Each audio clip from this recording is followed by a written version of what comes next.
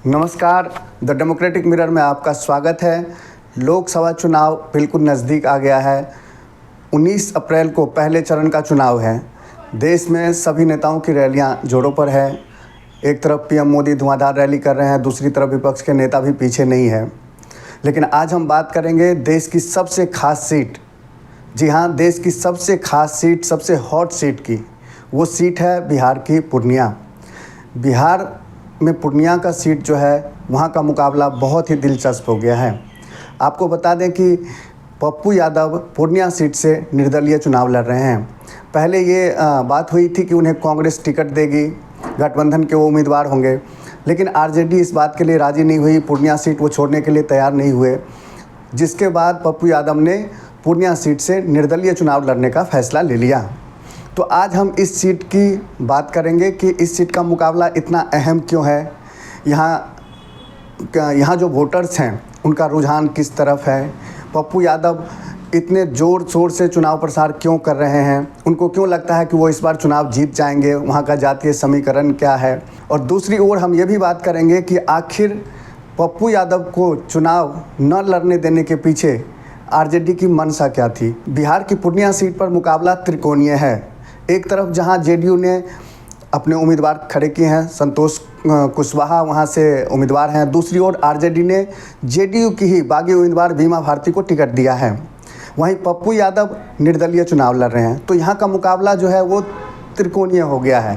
3 बड़े कैंडिडेट्स हैं इस सीट पर, लेकिन सबकी नज़र इस बात पर है कि पप्पू यादव का क्या होता है। आपको बता दें कि 2015 में पप्पू यादव ने अपनी नई पार्टी बनाई थी, जन अधिकार पार्टी। लेकिन इस साल चुनाव अनाउंसमेंट होने के ठीक बाद पप्पू यादव ने अपनी पार्टी का कांग्रेस में विलय कर लिया। उन्हें उम्मीद थी कि कांग्रेस पार्टी और गठबंधन में वो पूर्णिया से उम्मीदवार होंगे। वो पहले से ही मन बना चुके थे कि वो पूर्णिया से चुनाव लड़ेंगे। लेकिन आरजेडी और ख़ासकर आरजेडी के मुखिया लालू यादव इस बात के लिए राज़ी नहीं हुए कि पप्पू यादव को पूर्णिया से चुनाव लड़वाया जाए। खबर यहाँ तक आई कि वो पूर्णिया के अलावा मधेपुरा से पप्पू यादव को टिकट देने को तैयार थे। लेकिन पप्पू यादव अपना पूरा मन बना चुके थे पूर्णिया से चुनाव लड़ने के लिए।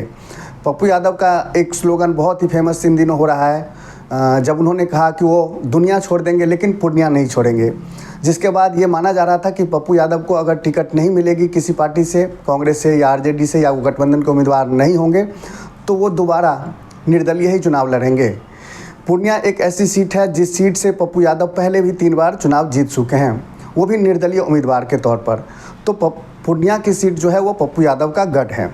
अब हम बात करेंगे कि आखिर क्या वजह थी जिसकी वजह से आरजेडी ने पप्पू यादव को पूर्णिया से चुनाव न लड़ने देने का फैसला लिया। आखिर ऐसी क्या वजह थी जिसकी वजह से कांग्रेस भी पीछे हट गई। क्यों कोई पप्पू यादव को पूर्णिया से इस बार टिकट देने को तैयार नहीं था। इसकी कई वजहें हैं, हम एक एक कर सबकी चर्चा करेंगे। सबसे पहली बात यह है कि पूर्णिया जो कंस्टिट्यूएंसी है, लोकसभा कंस्टिट्यूएंसी, वहाँ पर पप्पू यादव की स्थिति बहुत ही मजबूत है। पप्पू यादव का जनाधार जो है पूर्णिया में बहुत ज़्यादा है।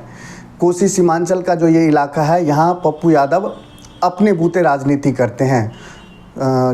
90s के समय से, जब वो काफ़ी यंग थे, उस समय उन्होंने वहाँ से निर्दलीय चुनाव लड़ा। सबसे पहले उन्होंने विधानसभा का चुनाव लड़ा और वो विधानसभा का चुनाव जीत गए।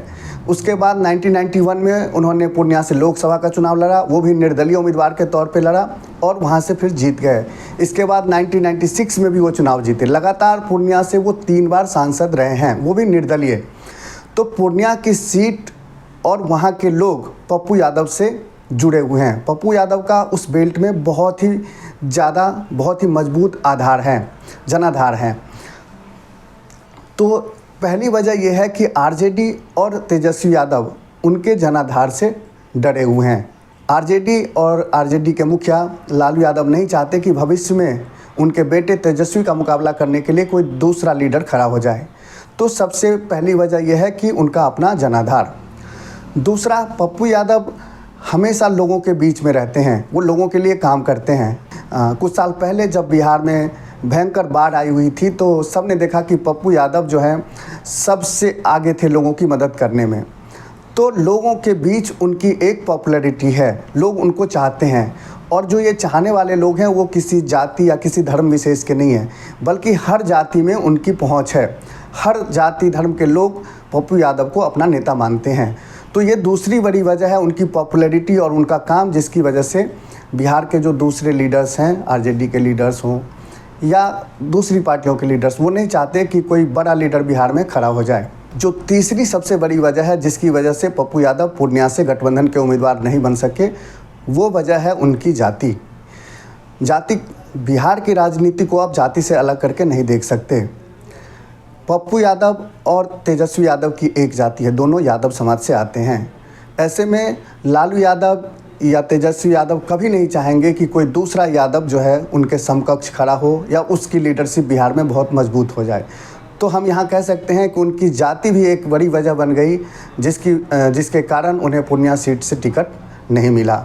चौथी बड़ी वजह यह है कि पप्पू यादव जो हैं वो यस मैन की राजनीति नहीं करते, यस बॉस की राजनीति नहीं करते हैं। वो किसी मुद्दे पर अपनी लाइन लेते हैं और उस बात पे टिके रहते हैं। एक तरफ पप्पू यादव पूर्णिया में धुआंधार प्रचार कर रहे हैं, वहीं दूसरी ओर आरजेडी भी चाहती है कि वो किसी भी तरीके से चुनाव न जीत पाएँ।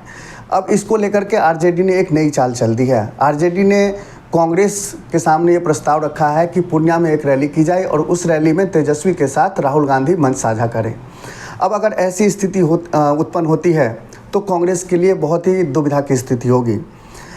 कांग्रेस ने वादा किया था कि पप्पू यादव को पूर्णिया से टिकट मिलेगा, लेकिन कांग्रेस पप्पू यादव को पूर्णिया से टिकट दिलाने में असफल रही, जिसके बाद पप्पू यादव वहां से निर्दलीय नामांकन कर मैदान में हैं। वो धुआंधार प्रचार कर रहे हैं। अब अगर ऐसे में राहुल गांधी और तेजस्वी यादव की वहाँ रैली होती है तो लोगों के बीच कांग्रेस को लेकर के बहुत ही गलत संदेश जाएगा। वहीं आरजेडी, तेजस्वी यादव और लालू यादव पूरी ताकत लगाकर ये चाह रहे हैं कि पप्पू यादव इस सीट से चुनाव ना जीत पाएँ। उनके पसंदीदा उम्मीदवार बीमा भारती हैं। बीमा भारती पहले जेडीयू में थी, वो बिहार सरकार में मंत्री थी। जेडीयू छोड़कर वो आरजेडी में शामिल हुई हैं और लालू यादव और तेजस्वी यादव इस बार चाहते हैं कि बीमा भारती पूर्णिया से चुनाव जीत कर आए। ऐसे में पूर्णिया सीट का मुकाबला काफ़ी दिलचस्प होने जा रहा है। सबको इंतज़ार है 4 जून का, जब नतीजे आएंगे। कुछ लोगों का दावा है, जो लोग वहाँ ग्राउंड में काम कर रहे हैं, कि पप्पू यादव इस बार कम से कम 2 लाख वोट से चुनाव जीत सकते हैं। अब इन दावों में कितना सच है ये 4 जून को पता चलेगा। फिलहाल इस वीडियो में इतना ही। मिलते हैं अगले वीडियो में, तब तक के लिए नमस्कार।